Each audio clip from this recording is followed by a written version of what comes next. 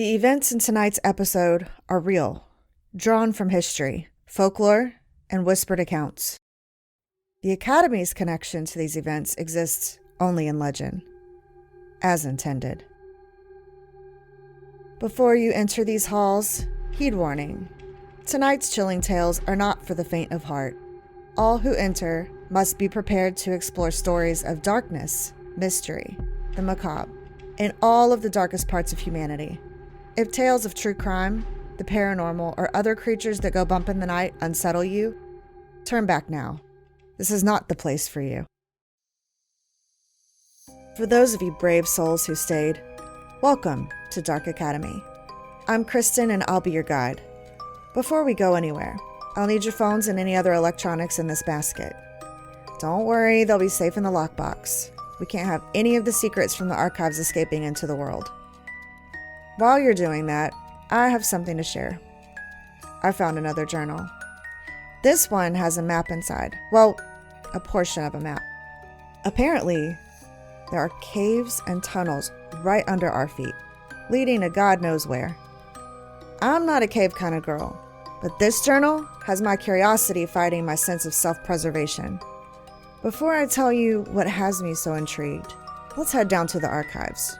That's where the real documents are kept.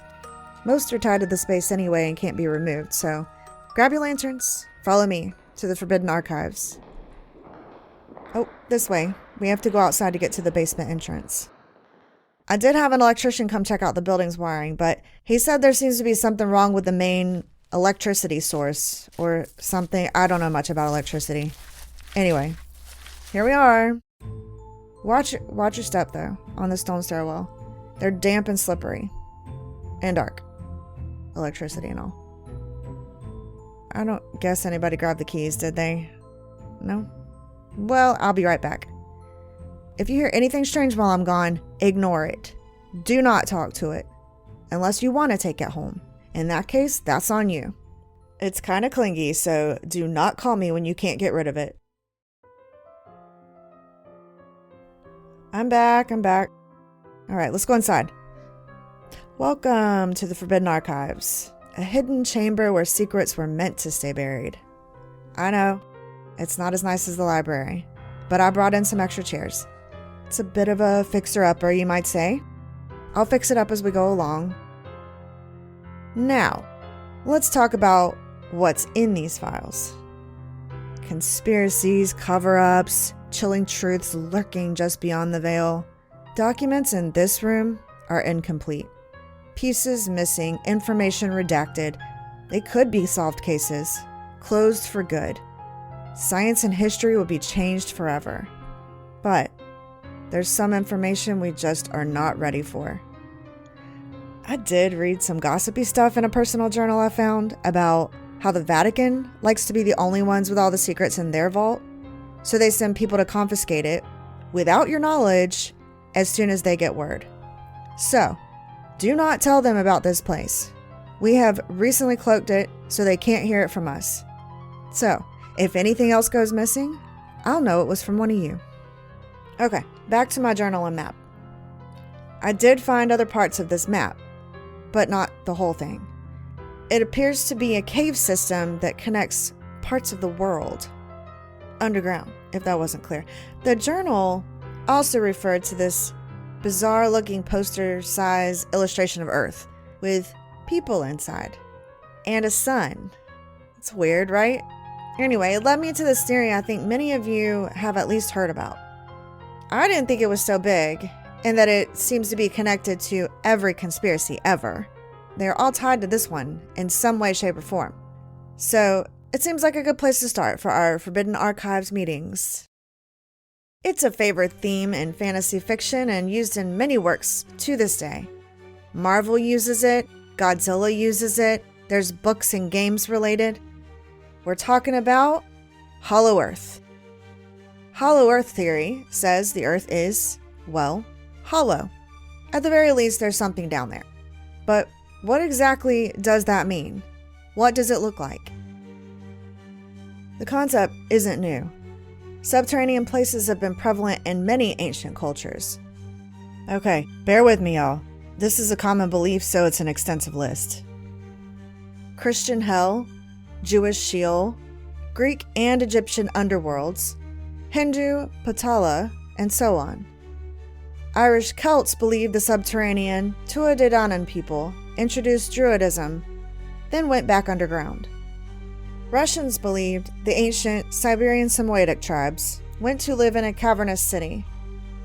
In Arizona, near Cedar Creek, there's said to be a tunnel in the San Carlos Apache Indian Reservation that leads inside the earth where a mysterious tribe lives.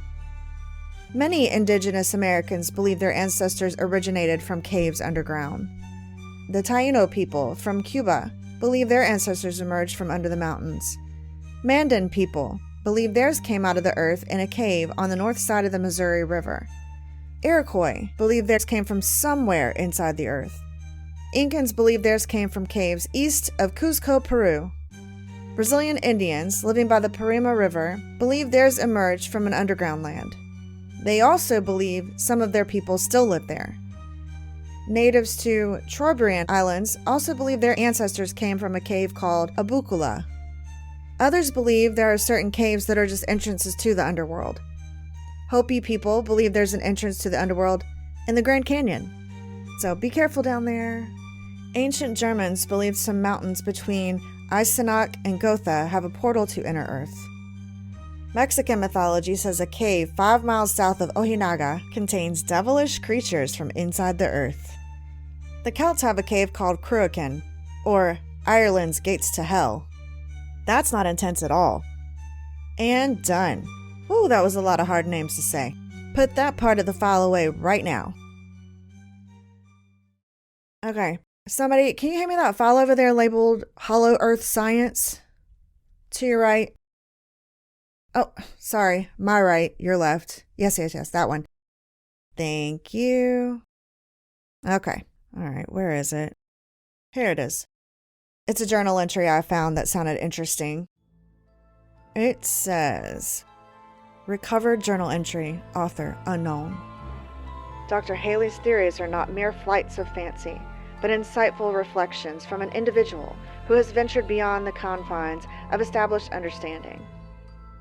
While many scholars dismiss his ideas regarding a world existing within our own, the cosmos itself seems to validate truths not observable by the average individual. In a largely overlooked collection of almanacs and treatises, I have discovered a particularly intriguing manuscript. Its pages nearly fused with time, yet revealing the distinctive style of thoughtful author. The handwriting, though unfamiliar, conveys significant understanding. It discusses unusual movements beneath the vast southern ice and irregularities in the compass needle where none should exist. These observations should not be dismissed as mere fantasies, but rather as hints of an undiscovered realm. If Dr. Haley's claims are accurate, then the interior of the Earth may not be a solid structure, but rather a composition of chambers and hidden depths. It could be teeming with activity, rather than desolate and quiet.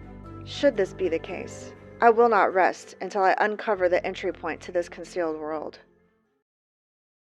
I don't know who wrote this entry, but obviously someone who used to be part of the Academy. What I can't help but wonder is, where are they now? But here's what I found about this Haley they referenced. The foundation for the Hollow Earth theory was laid by astronomer Edmund Halley. He's known for his accurate prediction of the return of Halley's Comet, yes, the Halley's Comet, in 1758. His contribution to Hollow Earth theory came in 1692, though. According to Halley, the Earth had 4 layers, kind of like Russian nesting dolls, each layer having its own atmosphere and possibly its own magnetic field. This theory stemmed from his hypothesis about why true north and magnetic north are not the same, a fact I did not know. He thought each layer rotated at different speeds, causing the magnetic anomalies. And considering the tectonic plates shifting, I don't think that's too crazy of a theory, especially way back then. Where it got weird, though, was when he proposed that each layer may be inhibited by some beings. He didn't specify what kind, but that it may also have some sort of luminous atmosphere. the light escaping in the North and South Pole, causing polar auroras. Aurora borealis and aurora australis. Again, back in those times, that doesn't sound too crazy.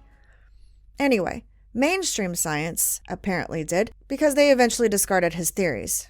However, many others found his hypothesis a good foundation for later theories on Hollow Earth. Another proponent of the theory was John Sims. In the early 1800s, he believed much of his same theories as Halley, that there were layers.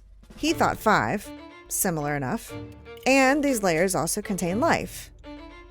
He also believed there were entrances at the North and South Pole, which came to be known as Sims holes. He didn't really care about the science behind it though. He just knew it existed and wanted to go there. He did try to get the government to fund his expedition, but you could probably imagine how that went. On April 10th, 1818, Sims declared the Earth is hollow and habitable within, containing a number of solid concentric spheres, one within the other, and that is open at the poles 12 or 16 degrees. I pledge my life in support of this truth, and I am ready to explore the hollow, if the world will support and aid me in this undertaking. He requested 100 men to travel with him on his expedition to the North Pole. Again, as you can imagine, he was met with ridicule. Sadly, he never made it to the poles to test his theory, because he seems so passionate about it. But there are many after him who find his declaration more credible and also believe in Hollow Earth. These people are a little more into the occult and mysticism of Hollow Earth. So, let's put this file away and... Oh, thank you. Well, you're on top of things. In this spiritual Hollow Earth folder that... What's your name? Oh, you don't want to say it, no problem. That Anonymous just handed me. I have another journal entry. Recovered journal entry. The author's name is unfortunately illegible, possibly erased even. There are rumors of a kingdom beneath our feet, a land impervious to human folly, a realm of extraordinary wonders and profound fears, so remarkable that to utter its name is thought to invoke its presence. They refer it to Agartha, the realm of hidden monarchs where knowledge predating even the sun is securely guarded. I have examined the maps, traced their contours with unsteady hands. These are not the incidental fabrications of delusional minds. They are meticulously crafted by skilled cartographers who depicted what they should not have known. The maps reveal the routes and concealed entrances hidden within ice and stone.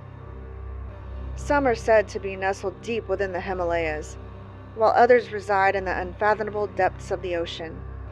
Yet, there are those who assert that the true access point is much more proximate, concealed in areas where few dare to venture for fear of what might gaze back in return. I have pursued the accounts of predecessors, yet their narratives conclude in ink blots and unfinished reflections. Did they discover it? Were they consumed by their own aspirations? Tomorrow, I will continue my journey. Should I not return, let this serve as a caution. Some doors, once open, may never close again. I have to say, y'all, I'm starting to understand why Dark Academy might be abandoned. We have to be careful opening these files. I think it's pretty obvious these mysteries can consume you. Maybe the Vatican isn't being selfish taking files. Maybe they're trying to keep us safe. In 1873, French writer Louis Jacoliot said he had an ancient manuscript that contained 15,000 years of Indian history.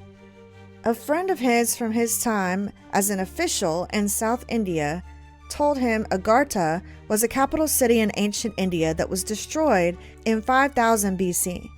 Turns out his description of Agartha had very little in common with any Indian mythology. In fact, Agartha was more in line with Asgard in Norse mythology. Agartha is an alternate spelling of Asgard. Why would he claim Indian instead of Norse? The only thing I can think of is Asgard isn't underground and/or India was maybe more exotic at the time. Maybe that would sell more books. Either way, others jumped on the Hindu Agartha bandwagon. Most occultists who mentioned it in writings, The Coming Race, Ghostland, or Research into the Mysteries of Occultism, and Mysteries of the Great Subterranean World. The last was written by French occultist Alexandre Saint-Yves d'Alvedre. He claimed to have worked with a high official in the Hindu church and had mastered astral travel and visited Agartha. His Agartha is a mix of theosophy, Indian beliefs, and occultism of the time. He claimed it had not been destroyed and still had millions of inhabitants who were ruled by one leader. This high Hindu official turned out to be a parrot shop owner with the Muslim name Haji Sharif. So, Agartha isn't believed to be a real place, but to some it is, and it's part of their occult religion. True believers in Agartha think the entrance is somewhere in the Himalayas. The Old Ones, a race of powerful beings, created intricate tunnels inside the earth connecting all of the continents. They were more advanced than us physically, spiritually, and in intelligence and technology. They're pretty much omniscient, knowing everything going on up here, which I don't know why we're so obsessed with thinking that all these other races are way more advanced than us. But anyway, there are millions of them, and they're ruled by the Master. There are other cults who also believe in some form of Agartha, but they aren't truly centered around the Hollow Earth theory, so I'm not going to go into those. Alright, so I already have this folder, so let's look into the Hollow Earth conspiracy theories. Believers in Hollow Earth cite U.S. Navy officer Admiral Richard Byrd's journal chronicling his expedition as proof. Unfortunately, we don't have that journal. In 1947, Byrd led an expedition to Antarctica for the government's Operation High Jump. And while flying over the South Pole, people or beings hacked his controls and landed his plane in their underground city, inside the Earth. He saw an advanced civilization with lush landscape, anti-gravity aircrafts, mammoths, and other extinct animals. All of this supports Sims theories. The Ariani people, or the Masters, found him worthy to warn of the world's risk of nuclear destruction. They said they sent their crafts, or UFOs as we think they are, but our people shot them down. Some say it traces back to Roswell. He was escorted back to his plane and allowed to leave, but not without a warning. If we didn't change our ways, catastrophic events would follow, and we would then seek out their help. Supposedly, Byrd kept a detailed account in his journal, but didn't share it with the government because they were trying to cover it all up. They didn't know about the journal, though, so after his death, it was found. Many claim the journal never existed at all because nobody can provide the journal, nobody has ever seen it. And like I said, I haven't found it here in the archives, but maybe it'll pop up one day. I did find this interesting entry, though. File number 211. Recovered documents. Dark Academy Archives. Date unknown. Translated from German. They're always up in something.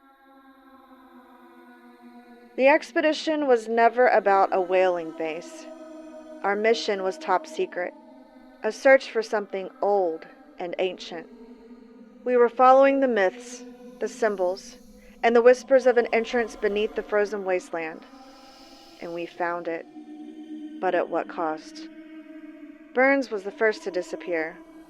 One moment he was in camp, setting up equipment. The next, only his footprints remained, leading directly into the mountain. Then came the lights, silent, hovering above the peaks, unaffected by the wind. The last transmission from Base 211 wasn't in German. It wasn't in any language known to man. And yet, we understood every word. You were not meant to find us. In 1938, the Germans went to Antarctica on a scientific and whaling expedition. Conspiracy theorists claim it was a secret search for entrances to the inner Earth. And they found it. They made contact with an underground civilization that gave them the knowledge and spirituality and technology. Even believed to have developed UFOs. Some believe the Nazis built a secret underground base for occult practices and developing advanced technology. It was called Base 211. Some theories suggest high-ranking Nazis, including Hitler himself, escaped to the underground world through entrances in Antarctica or South America. Remember Admiral Richard Byrd in Operation High Jump? Well, some say that mission was actually to destroy Base 211. Some believe governments are aware of Base 211 and the hidden underground world, and global elites or secret societies have access, even to this day. Hitler was thought to be part of and influenced by the esoteric group called the Thule Society.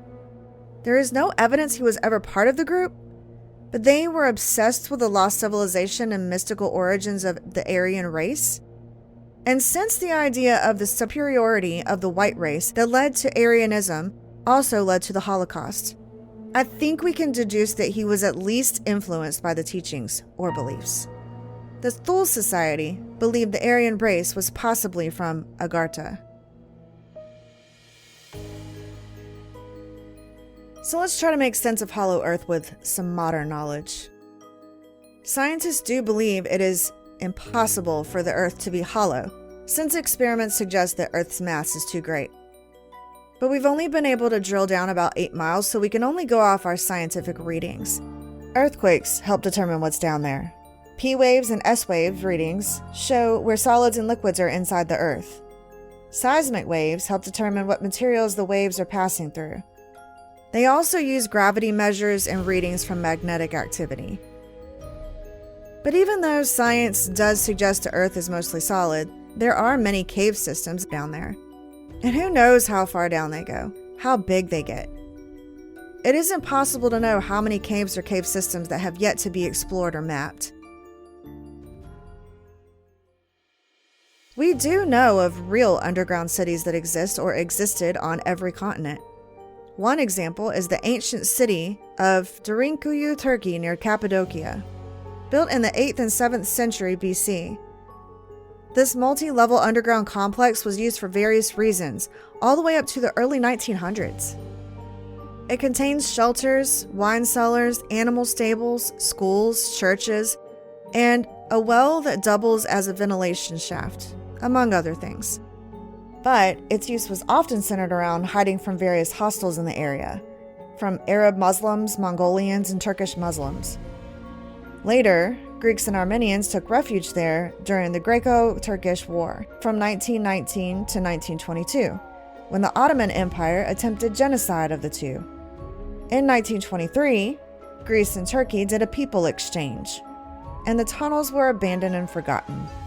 Years later, in 1963, a man renovating his home dug too deep and found a tunnel that led to the underground city. Can you even imagine? That's like a dream. A little bit scary, but still a dream. The tunnels were excavated and opened to the public in 1969. Apparently, there's less excavated than not, so there may be more to see in the future. There are modern underground cities today, but they're more like tunnel systems connecting buildings from above, whether it be for shelter or military forces or to simply avoid bad weather. Montreal has a major tunnel system that they call a city because there are shops and other things inside the tunnels, so in the winter you do not have to go outside. It probably does feel like being underground for much of the year. I don't know if all this means there's a possibility that an advanced civilization lives deep under the Earth's surface, or that it's hollow. But I do know it is possible someone saw some civilization underground, with technology more advanced than theirs, and thought there could be more. So whether you believe interpretations of scientific readings or the writings of theorists and possible eyewitnesses is for you to decide. Who does it hurt if you believe in Hollow Earth? I don't know what I believe, but I do know every now and then strange noises come from behind those doors blocking the cave under the academy. Yes, those doors behind you. Don't worry, we're staying on the research side of that wall. Well, that's it for the dark and chilling tale of Hollow Earth. Seriously, it's sealed. You're gonna be okay. As long as you don't run up the... Well, he's not okay. Please, Everyone be careful on the stairs. Now that we're back on the main floor, thank you for joining me here in the Forbidden Archives at Dark Academy. I hope you enjoy this dark and chilling tale and will come back next time for another one. In the spirit of Hollow Earth, we're going to watch The Descent for our next Midnight Library Circle. Don't forget to leave a review for this episode in the comment section below. I'll try to post pictures and other content on TikTok and Instagram at Dark Academy Pod. If you'd like to leave a review for the whole show, you can do that on Apple Podcasts. Please rate us on any of the apps and also share with your friends and family. It really helps the show grow. You can also email me at darkacademypod@gmail.com. Send episodes and movie requests. You can send personal stories about anything related. I'd love to read it. Thanks again for listening, and I'll meet you here next time. Same time, same place. For it's always midnight at Dark Academy. Bye.